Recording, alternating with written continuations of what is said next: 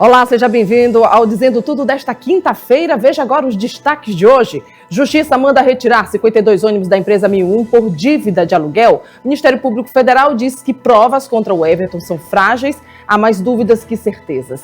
Tem a Assembleia Legislativa e aprovação do orçamento para o Estado para 2026 e tem muito mais. Agora, no Dizendo Tudo, que já está no ar.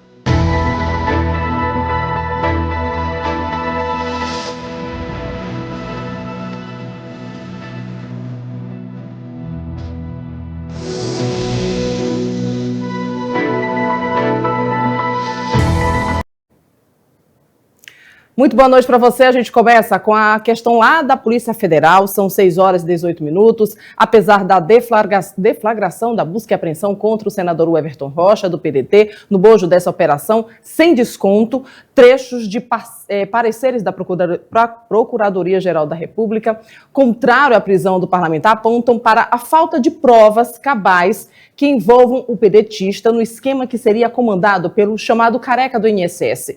Ao indeferir o pedido à Polícia Federal, o ministro André Mendonça, do Supremo Tribunal Federal, citou o entendimento da PGR sobre esse caso. A PGR afirma que, neste momento, os elementos disponíveis são frágeis para sustentá-la e aponta que a própria Polícia Federal entrou em contradição ao narrar a suposta participação de Everton no caso. A gente gira com a informação, fala dos veículos que foram retidos. A Justiça mandou retirar 52 ônibus da empresa 1001 em São Luís por dívida de aluguel. Segundo a Justiça, a empresa não cumpriu o contrato de locação, o que motivou a decisão judicial. Com a decisão, os usuários do transporte público enfrentaram maior tempo de espera nas paradas. O Tribunal de Justiça do Maranhão determinou a retirada de 52 ônibus que estavam sob responsabilidade da empresa 1001 por falta de pagamentos dos aluguéis dos veículos. A reintegração de posse ocorreu na manhã desta quinta-feira. A decisão atende a um pedido da locadora paulista Golden Conton, proprietária dos ônibus, que alegou não cumprimento do contrato de locação firmado com a empresa de transporte. Com a medida, os veículos devem ser devolvidos à locadora conforme decisão judicial. A ação está em fase de cumprimento e segue sob acompanhamento da Justiça. Por conta disso, usuários do transporte público foram afetados, pois começaram o dia enfrentando maior tempo de espera nas paradas de ônibus. A fiscalização foi acompanhada por equipes da Polícia Militar do Maranhão e da Secretaria Municipal de Trânsito e Transportes. Essas são as informações. Eu volto ao estúdio com você. Obrigada, Daniel, por suas informações. O SET enviou uma nota, segundo o sindicato. Ele esclareceu que a busca e apreensão de veículos realizadas na garagem da empresa de ônibus são consequências direto da grave crise econômica e desequilíbrio financeiro que afeta o setor. Esse cenário decorre do descumprimento contratual e de decisões judiciais por parte da Secretaria Municipal de Trânsito e Transportes, que não apresenta de forma transparente os critérios que compõem o cálculo da tarifa e tampouco promovem a devida atualização do valor do transporte público desde 2020. Nota, então, do SET, ele também conclui que a continuidade e a qualidade da prestação do serviço de transporte público depende dessa negociação e do acordo firmado. E olha, um membro do Comando Vermelho foi preso na noite de ontem aqui em São Luís durante uma ação contra o crime organizado. A prisão aconteceu na Avenida General Arthur Carvalho e com o suspeito foram apreendidos pistola, Glock, calibre 9 milímetros, grande quantidade de carregadores de um uso restrito e placa de colete balístico. De acordo com policiais do Comando de Policiamento de Área Metropolitano Sul, o armamento seria utilizado em confrontos violentos entre facções criminosas, principalmente na região da Vila Samara e áreas próximas. O homem foi preso, identificado como Milisson Melo dos Santos, de 29 anos, um membro ativo do Comando Vermelho e responsável pelo armazenamento de armas para confrontos entre facções. Agora falando de crime ambiental, em Bacabal e Lago Verde, a polícia apreendeu aves silvestres, armas em operação contra esses crimes ambientais em ação integrada na delegacia de Bacabal e Santo Inês. Mais de 35 pássaros foram apreendidos. A Polícia Civil do Maranhão prendeu um suspeito de envolvimento em crimes ambientais durante a Operação Protetor dos Biomas.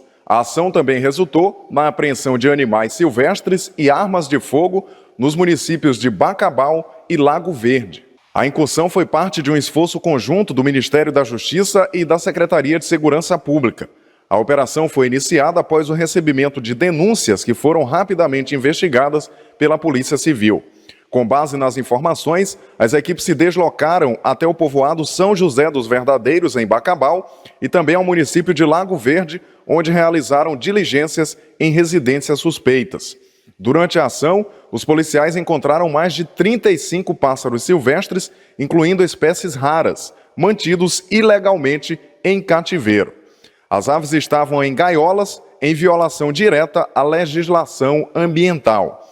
Elas foram apreendidas e encaminhadas aos órgãos ambientais competentes para os procedimentos legais. Além das aves, as equipes apreenderam armas de fogo de calibre .22 durante as buscas. A posse dessas armas agravou a situação dos envolvidos, resultando na apreensão e na lavratura dos devidos registros policiais. Essas são as informações, eu volto ao estúdio com você. Obrigada por suas informações, Daniel. A gente vai fazer o intervalo. Na volta tem a Assembleia Legislativa, tem a aprovação do orçamento para 2026, tem muita informação, a gente espera você aqui. São 6h18, imagens agora ao vivo da Lagoa da Jansen aqui em São Luís. Dizendo Tudo volta já já.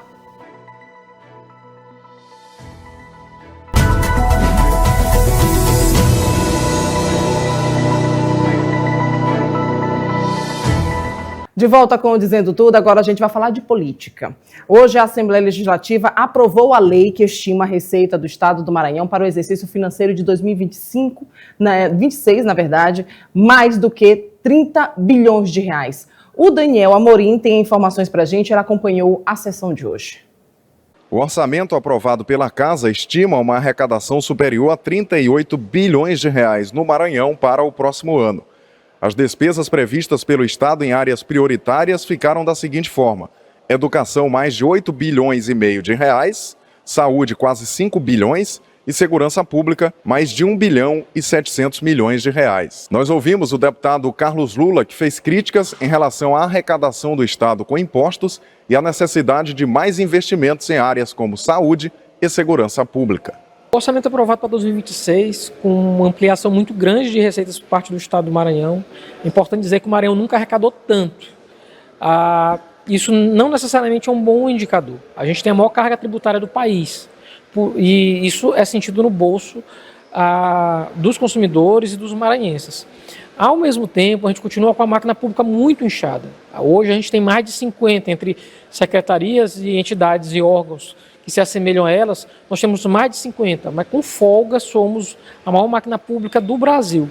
Tudo isso, infelizmente, está apontado no projeto de lei orçamentária, uma vez que essa estrutura está formada pelo governo do Estado do Maranhão. Mas a gente acredita que o indicador para o futuro é exatamente a gente ter menos recursos alocados em atividades meio, em atividades de desempenho de secretaria, no inchaço de máquina pública, em muitos cargos de comissão e mais em atividades finalísticas voltadas para a população. Aí vai faltar dinheiro sempre para investir mais em segurança pública, a gente tentou pontuar isso, vai faltar dinheiro para investir mais em saúde, que a gente deixou de fazer a expansão do sistema de saúde. E é por isso que a gente, a despeito de ter aprovado, porque de fato é o orçamento que vai permitir que o governo exista, mas com aprovação, a gente assim com voto crítico em relação ao modelo de gestão do governo do Estado do Maranhão. Os deputados agora entram no período de recesso parlamentar. As atividades na Assembleia Legislativa do Maranhão serão retomadas em fevereiro do próximo ano. Essas são as informações, eu volto ao estúdio com você. Atualizando a informação em relação à Assembleia Legislativa, acabou ficando algum ponto para ser votado amanhã. Pelo menos 3 projetos vão ser votados amanhã, então vai ter sim mais uma sessão, amanhã uma sessão extraordinária. Deve ser a última.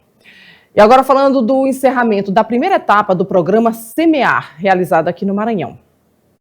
Foi realizado o encerramento da primeira etapa do programa Tempo de Semear, o encontro que contou com a presença dos secretários municipais de agricultura dos 100 municípios contemplados na primeira etapa. Resumidamente, é falar que foi um case de sucesso. Nesses 2 meses, sentamos com o nosso governador, visitamos 100 municípios que foram os beneficiados da primeira etapa. Todos os municípios participando de forma efetiva e com a felicidade extrema quando resumiram toda essa primeira etapa do projeto na seguinte frase: recurso na mão correta num tempo certo.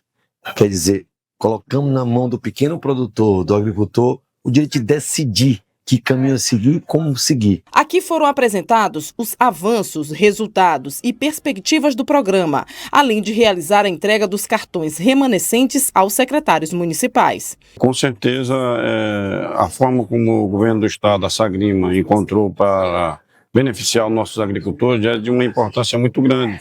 Esses agricultores terão acesso a insumos para melhorar a sua produção, gerando emprego e renda no nosso município. O programa apoia os agricultores maranhenses por meio da concessão de auxílio financeiro no valor de R$2.000 para aquisição de sementes, insumos e equipamentos agrícolas por meio de um cartão de débito. Eu vejo um programa muito benéfico para os nossos agricultores, porque dá uma autonomia para que eles possam executar o que de fato eles produzem, né? Ou seja, se você tem um piscicultor, consequentemente ele vai comprar os insumos para a piscicultura. Se você tem um agricultor que trabalha com semente de olericultura, da olericultura, por exemplo, você vai comprar semente de cucurbitácea, como melancia, melão. Então, assim, dá uma autonomia para o produtor, não focando ele apenas na entrega das sementes. E a gente encerra a edição de hoje falando de turismo, atualização, oxigenação, inclusive para quem trabalha com atendimento aqui em São Luís. A Secretaria de Estado do Turismo realizou o curso de atendimento e informações turísticas, uma formação voltada para profissionais que atuam no Centro de Atendimento ao Turista. Estamos entrando agora no período de alta, que é nosso período natalino, e nada melhor do que poder qualificá-los, né, para que a gente consiga receber nosso turista com informações precisas, né, informações mais concretas e fazer com que o nosso turista se sinta bem acolhido aqui no nosso estado.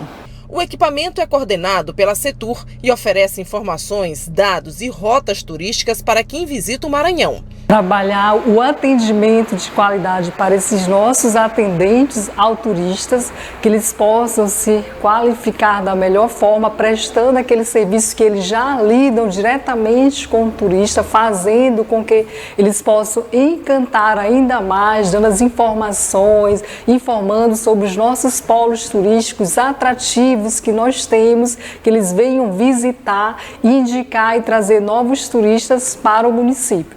O curso de atendimento e informações turísticas teve carga horária de 4 horas e abordou temas como atendimento, comportamento do atendente, atrativos naturais e culturais, entre outros tópicos. É sempre bem-vindo, porque nós trabalhamos no turismo, nós precisamos de atualizações. O tempo todo as pessoas vão chegando, vão querendo saber das novidades e nós, com os cursos, estamos aptos a passar as novidades para esses turistas.